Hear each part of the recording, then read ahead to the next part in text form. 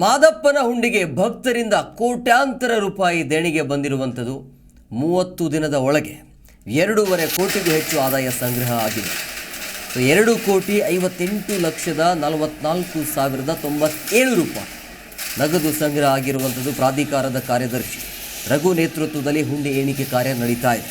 93 gram ಚಿನ್ನ, ಇನ್ನು 3,350 kg ಬೆಳ್ಳಿ ಕೂಡ ಇನ್ನು ಹುಂಡಿಯಲ್ಲಿ ಭಕ್ತರು ಅರ್ಪಿಸಿರುವಂಥದ್ದು. ಬೆಟ್ಟದ ಬಸ್ ನಿಲ್ದಾಣದ ಬಳಿ ಇರುವಂತಹ ವಾಣಿಜ್ಯ ಸಂಕೀರ್ಣ ಕಟ್ಟಡದಲ್ಲಿ ಎಣಿಕೆ ಕಾರ್ಯ ಅಂತ ನಡೀತಾ ಇದೆ. 30 ದಿನಕ್ಕೆ 2.5 ಕೋಟಿ ದಾಟಿದೆ.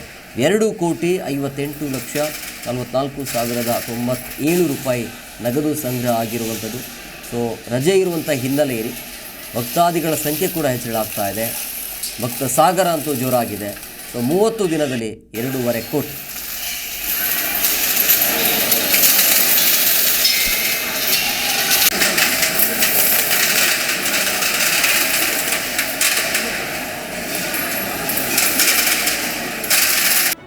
ಜಿ ಕನ್ನಡ ನ್ಯೂಸ್ ಈಗ ನಿಮ್ಮ ಮನೆಯಲ್ಲೇ ನೋಡಿ.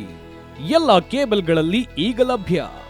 ಸನ್ Direct 292, Jio TV 1334, U Digital 162, City Cable 51, GTPL 17, Abhishek cables 821, Rock Line telecommunication 51, Shri Basaveshwara number 60, Vinayaka digital number 53, in digital number 896ರಲ್ಲಿ.